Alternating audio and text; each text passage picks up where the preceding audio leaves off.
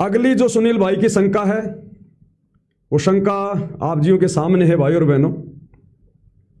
ये उनकी अगली शंका है, सतलोक आश्रमों से जुड़ी संगत की शंका।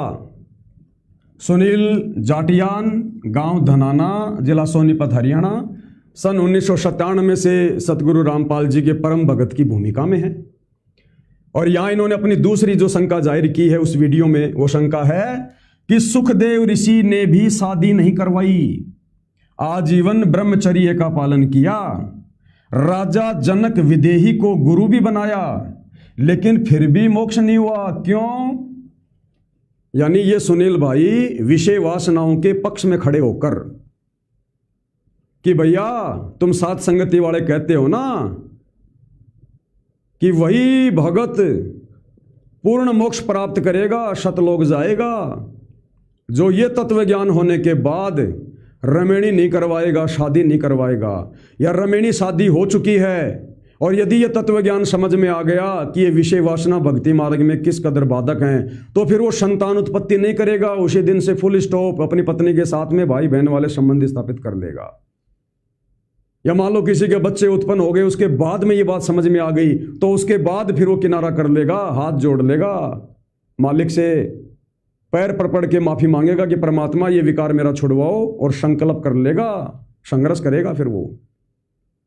तो सुनील भाई क्या कह रहा है, विषय वासनाओं के पक्ष में बात करते हुए, काल के पाले में खड़ा होते हुए, कि अगर अपनी पत्नी को बहन बनाने से यानी विषय वासनाओं से दूर होकर ही मोक्ष मिलता है, तो इन्होंने सुखदेव का उदाहरण दिया कि भैया सुखदेव ऋषि ने भी शादी नहीं करवाई।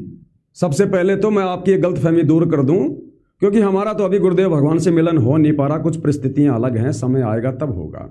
आप तो सतलोक आश्रम में जाते रहते हो, आप तो गुरुदेव भगवान से जाके पूछ लेना। गुरुदेव भगवान ने एक सत्संग में बताया कि आगे चलकर सुखदेव ऋषि ने भी शादी करवा ली थी।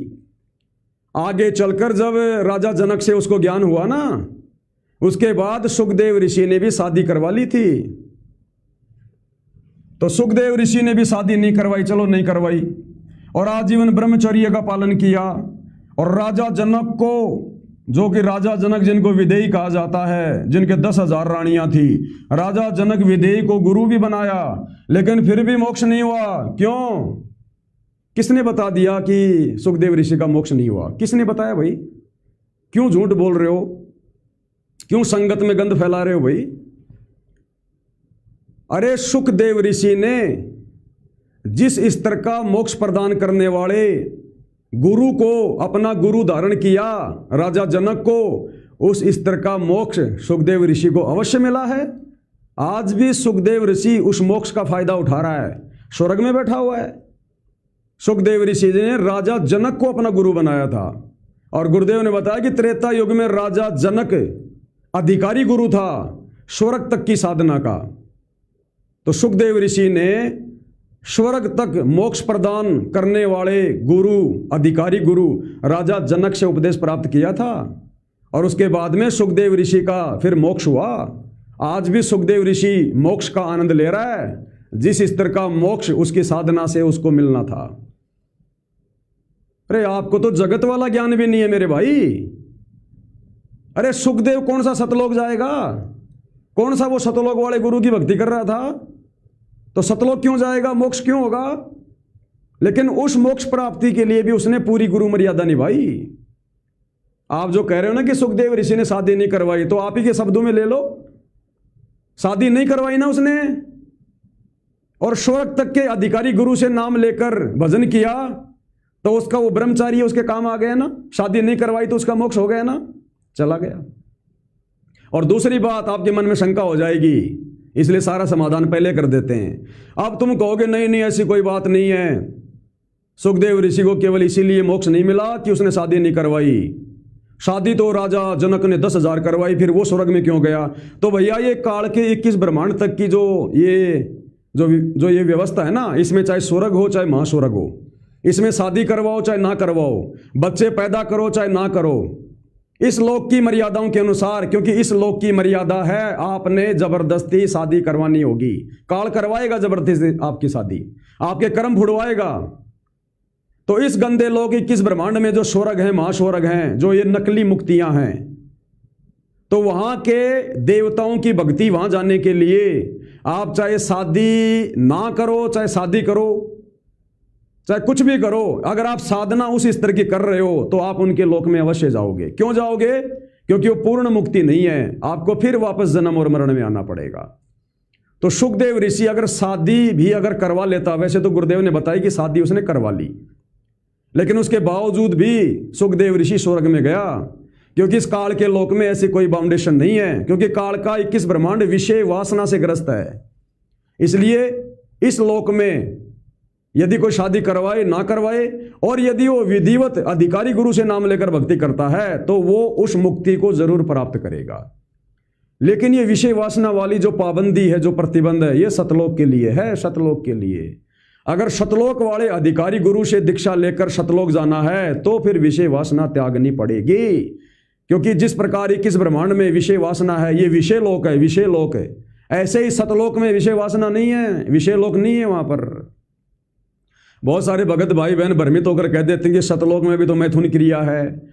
जीने की राह पुस्तक में गुरुदेव ने लिखा कि सतलोक में 90% बच्चे स्त्री और पुरुष से उत्पन्न होते हैं। जहां पर अक्सर पुरुष का लोक है ना, वो भी सतलोक के कोने में है, तो उस लोक में होते हैं, क्योंकि वहां पर विषय वासना है। तो यहां भक्ति करते करते काल के 21 ब्रह्मांड में तत्वदर्शी संत की शरण में आकर जो गुरु मर्यादा में नहीं रहता है, जो गुरु में पूरी श्रद्धा नहीं करता, गुरु को परमात्मा नहीं मानता, जो इन्हीं विषय वासनाओं में आजीवन पड़ा रहता है, उसको परमात्मा क्या करेगा इस कलयुग की पिछली पीढ़ी में? उन तमाम भक्तों को जिन्होंने गुरु को परमात्मा नहीं माना और ये गंदे कर्म नहीं त्यागे, उनको परमात्मा सतलोक नहीं भेजेगा, उनको काल के लोक से मुक्त करके और उनको अक्षर पुरुष के लोक में बैठा देगा। ये वीडियो मैंने आपको 2 बार सुना दिया है, जिसमें गुरुदेव कह रहे हैं कि जिसकी श्रद्धा अपने गुरु में पूरी नहीं होगी उसको अक्षर पुरुष के लोक में बैठा दिया जाएगा, फिर वहां वो विषय वासनाएं करेगा, फिर बच्चे उत्पन्न करेगा।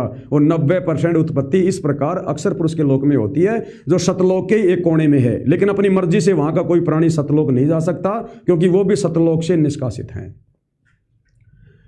तो भैया सुखदेव ऋषि ने तो आगे चल के शादी भी करवाई। अगर वो करवाए ना करवाए कोई दिक्कत नहीं, क्योंकि वो 21 ब्रह्मांड काल के विषय लोक में रहने वाली साधना कर रहा था, राजा जनक से लेकर।